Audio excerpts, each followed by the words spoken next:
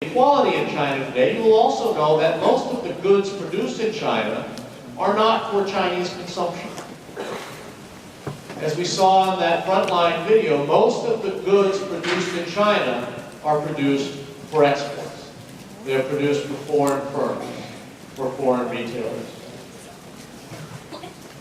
This was in many ways a government policy of the late 1970s and the early 1980s. And to allow this to happen, the government creates, the Chinese government creates what are called special economic zones. And these were located along the east and southern coast of China.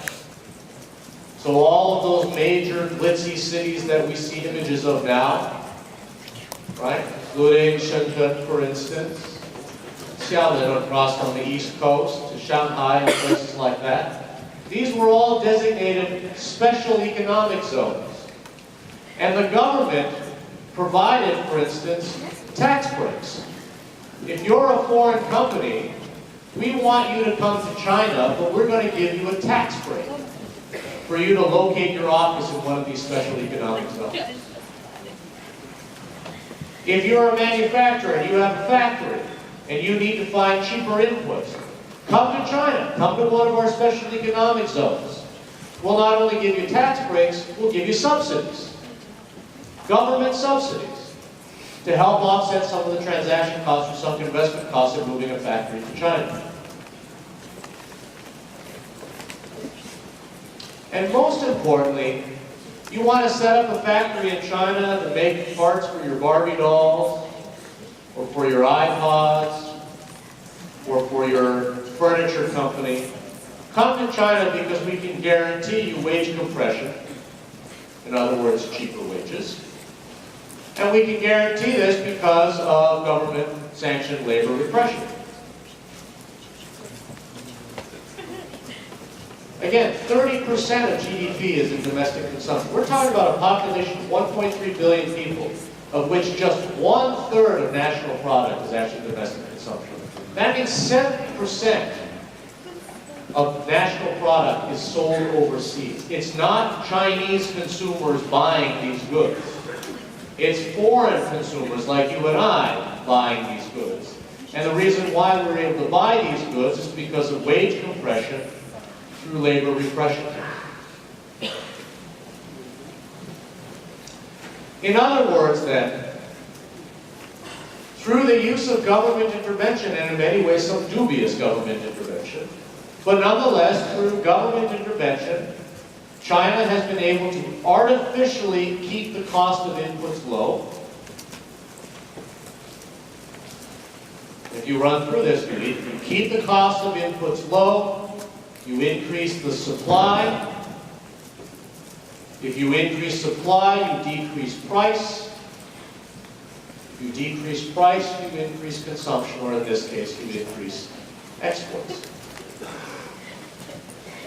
This is China, the world's factory. It's not just simply Adam Smithian economics at work, but rather low wages is a function of government policy. Subsidies to woo foreign direct investment is a function of government policy. The creation of special economic zones is a function of government policy and government fiscal breaks and subsidies. Just to give you some sense as to what I'm talking about here. We all have iPods or iPhones or iPads. When you look at this table here, this is the number of jobs worldwide involved in the production of an iPod. As we can see here, China accounts for 30% of all employment in the creation or manufacture of an iPod. The United States accounts for 34%. Right, and then these other countries all account for, very small amounts, quite marginal. So roughly 2/3 of all of the jobs that go into making an iPod are located in China and the United States. Now, when you look at the breakdown of jobs, 11,715 of the 12,300 300 odd jobs, the vast, vast, vast majority, almost 100%, are in production. If you look over here, there are only 30 jobs in America in the production of an iPod. The vast majority of them are in retail. So those are people who are marketing people, sales people, the distribution people, and engineering, those that are designing the iPod.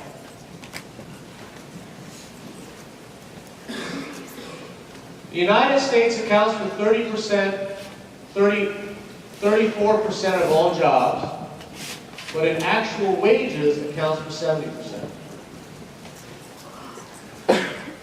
China accounts for, you'll recall, 30% of all jobs and 2% of wages.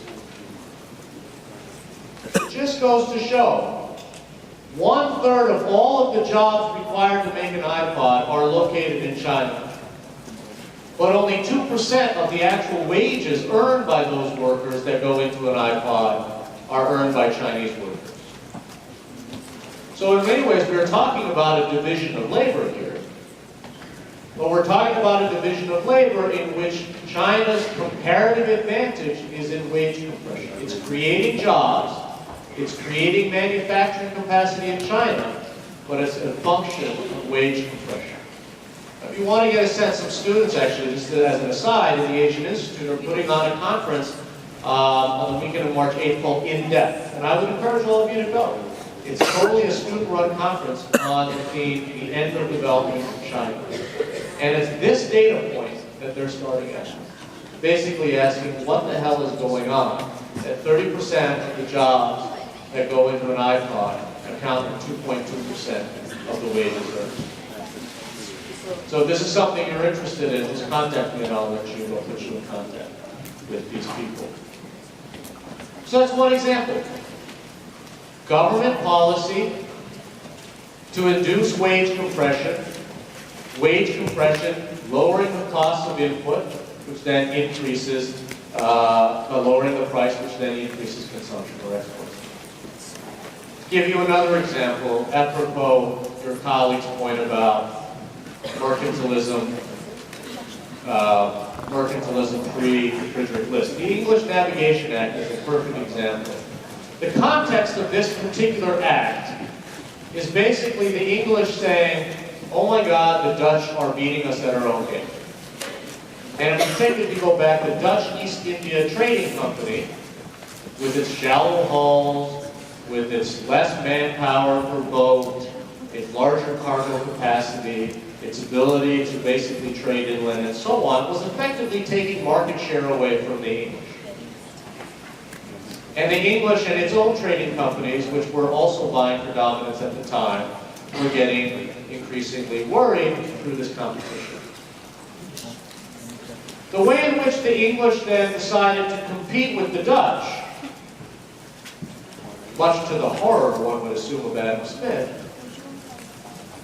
was to place restrictions on imports into England. And not just into England, but all of its colonies.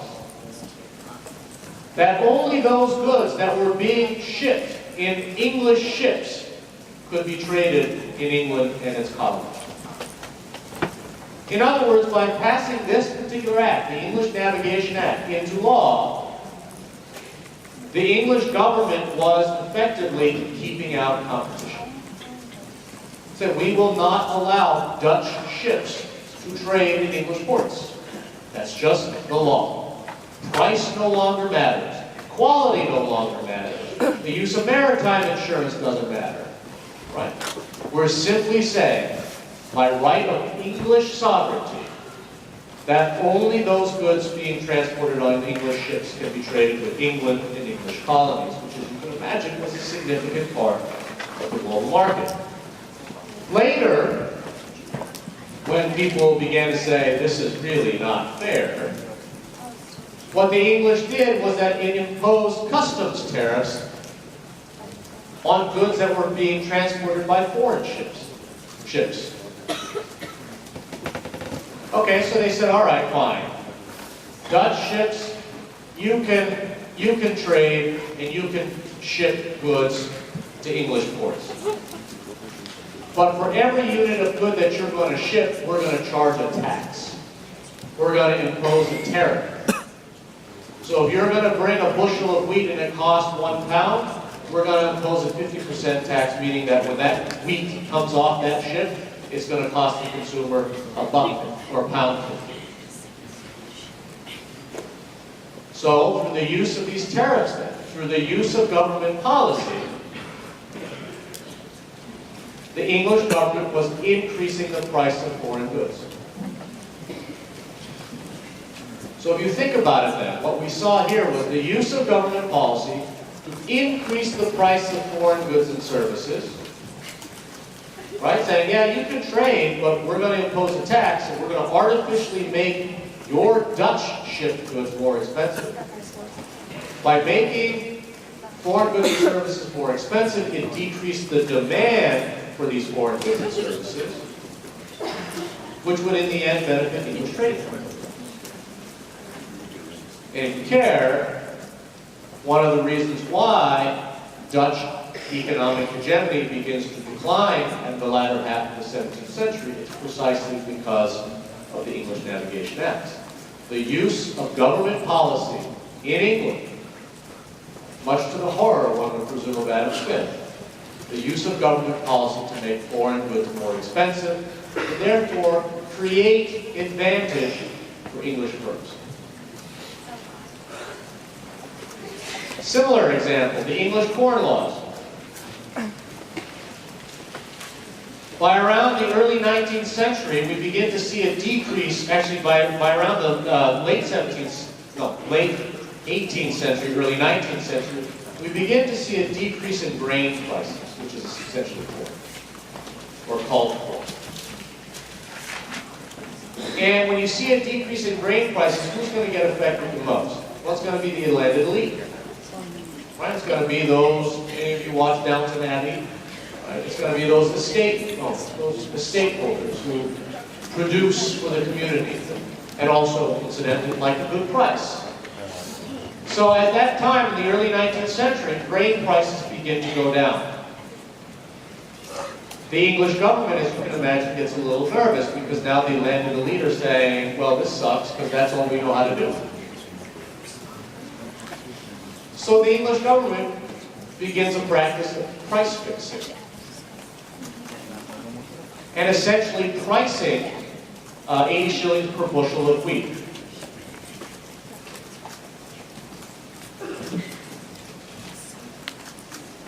Now, if you think about this, this is what Conrad Black is so mad about with respect to Tom Mulcair's idea of the wheat bill. It was effectively a government intervention to control and fix prices so that regardless of supply and demand, producers would always get 80 shillings a bushel. Now, here's the problem. If you fix the prices at 80 shillings a bushel, those foreigners may be able to buy grain for cheaper. Right? If you're a foreign producer, now you'd say, wow, geez, these prices are really high that they're fixing in England. We can come in with a cheaper price, increase consumption of our goods. So what does the British government do? As it says in the English Corn Laws, foreign corn, meal, or flour may be permitted to be imported into the UK for home consumption whenever the average price is made up and published in the manner now by law required, shall be at or above the price hereafter mentioned, which is a long way of saying at or above the price of 80 shillings per quarter. In other words, it's a very long-winded way of saying foreigners can export their corn and grains into England, but they have to sell them at 80 shillings per bushel. They have to adhere to the price fix. What this basically means, and again, is through government policy, you effectively create a customs duty on foreign corn. So foreign producers may say, I can produce grain for you at 60 shillings a bushel. The British will say, by law, it doesn't matter that you can produce it at 60 shillings a bushel. You have to sell it at 80 shillings a bushel or higher. Customs duties on foreign corn increases the price of foreign corn, which in turn again decreases the demand for foreign corn, which in turn increases the demand for cheaper English corn. So this is not about the natural order of things. This is not about the efficiency of supply and demand. This is government intervention to fix the prices of domestically produced corn, and moreover, to effectively fix or inflate the prices of foreign corn for English advantage. Give you another example. You saw in the video in Frontline where they were talking about the devalued Chinese currencies from the mid-1990s. Well, that's a very common refrain and one that we've been hearing about in political economy since the 1970s and 1980s, except back then it wasn't the Chinese, it was the Japanese. Japan, until very recently, was the second largest economy in the world. And one must remember, after World War II, when Japan basically was decimated, its industrial base was also decimated. So Japan, in many ways, in 1945 was a basket case economy. It had some industrial roots, but really its industrial base had become completely decimated. Over the course of the next 30 years, Japan became the second largest economy in the world. And it became the second largest economy in the world by exporting. First, it exported toys. So Nintendo, for instance, was actually in the export markets back in the 1970s. Automobiles, electronics, stereo, computing technology, information technology, and so on. Japan made its fortune by exporting. And it made its fortune by exporting primarily the United States. So it was American consumers who wanted Sony, who wanted Hondas, who wanted Toyotas and things like that, that allowed for the rise of Japanese firms and indeed the rise of the Japanese economy. There was a time when American television makers such as Zenith, you can believe it, ruled the global market in TVs, but the rise of Sony in the 1970s decimated America's advantage in that. Now you ask yourself, how did the Japanese do it? How do you go from a decimated industrial base in 1945 to suddenly out-competing American manufacturers in these very high-skilled, high-tech sectors? Well, part of the answer is the fact that the yen, the Japanese currency, was devalued in the 1970s and 1980s. What exactly do we mean when we say its currency was devalued? What do we mean when we say the Chinese currency is artificially devalued? What it means was that throughout the 1970s and 1980s, the Japanese government, through very complicated monetary policies in the central bank and the control of money supply and so on. But basically the bottom line is the Japanese government pegged the US dollar at 300 yen. Right? So 1 US dollar equaled 300 yen.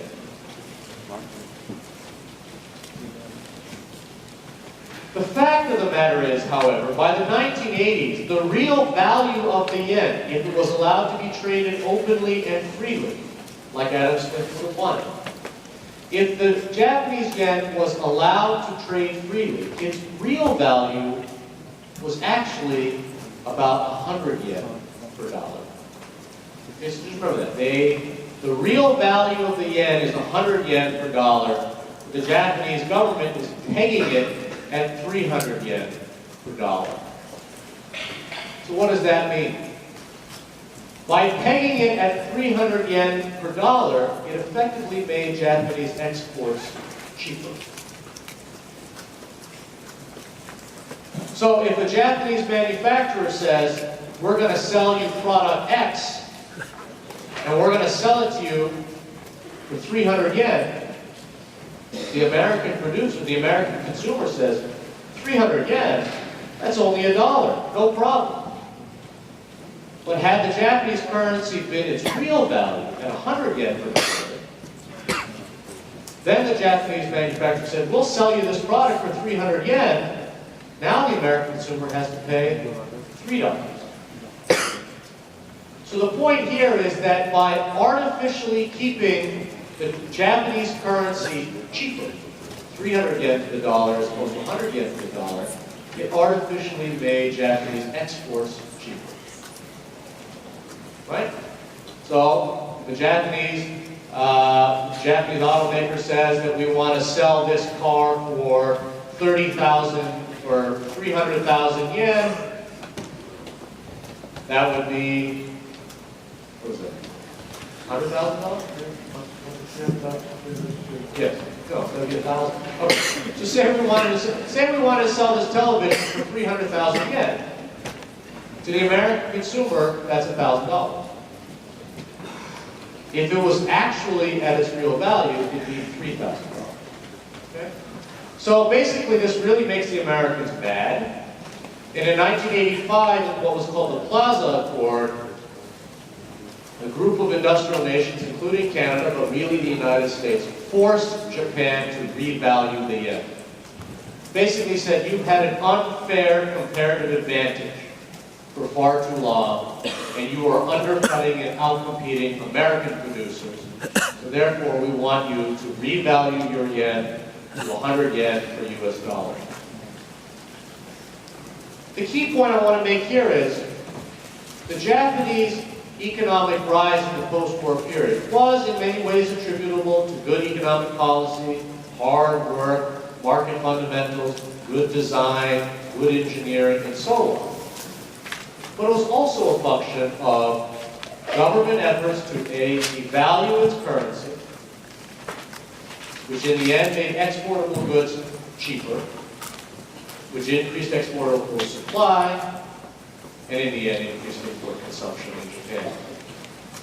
The bottom line here is that through government intervention, Japan made its exports cheaper, and therefore increased consumption around the world, which is precisely the refrain being used to describe China today. Last example, the German Zollverein. The German Zollverein was effectively a customs union formed in the early 19th century, in 1818.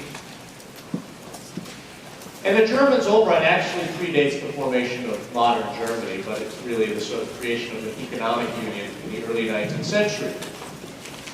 And the context in which the German Zollverein emerges is the context of British economic agenda. Basically, Friedrich List's worst nightmare.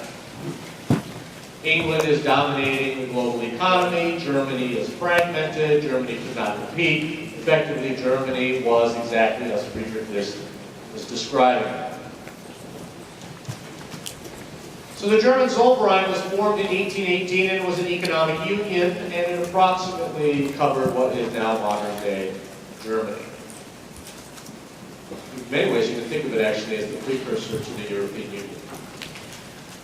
The first characteristic of the Zollverein was internal free trade. So all of the principalities within the Zollverein engaged in free trade. So it's not as though Smith's ideas were not real. It's not as though they didn't resonate. They resonated a great deal. We saw within the Zollverein a nice division of labor, a nice division of specialization. But it was only within the Zollverein. What connected all of these economies within the Zollverein was a modern infrastructural system, including a modern rail system, which, as you can imagine, facilitated trade. So again, this agrees with Smith here. You need free trade internally, you need specialization, and you need, infrastructure to facilitate this free trade. But what was distinctive was that it was a customs union on foreign goods. So it had free trade internally, but for goods that were foreign to the Zollverein, there were tariffs on these foreign goods. In other words, that it made foreign goods more expensive. It placed a tax on foreign goods. The effect of this was that it protected German industries. right? It meant then that German industries, which, arguably may not have been as good at making textiles at the time, or maybe not as good in the machinery industry. But by making foreign goods more expensive, it allowed for sort of protection for German firms or infant industries to begin to develop. So that these German companies could eventually become industrial powerhouses in their own right. So again, what we see here is through government policy, we see an increase in the price of foreign manufacturers. As soon as you make foreign goods more expensive, or protectionism, you decrease the demand for foreign goods. If you decrease the demand for foreign goods, you increase the demand for domestic goods. And by increasing the demand for domestic goods, you actually allow for the growth of your own domestic manufacturing. So let me say then in conclusion, this question of markets or policy. It is the big debate. I encourage you to go and look up the Conrad Black piece from this past weekend because he captures exactly this debate. Are economies more productive if they are run solely through markets or if there is a room for public policy? On the one hand, there are those who argue, and these are very extreme views, but on the one hand, there is the pure market logic that the invisible hand allows for individual liberalism. That markets are rational, they're natural, they reflect the Protestant ethic, and they are efficient. And as long as markets are efficient, then everybody benefits.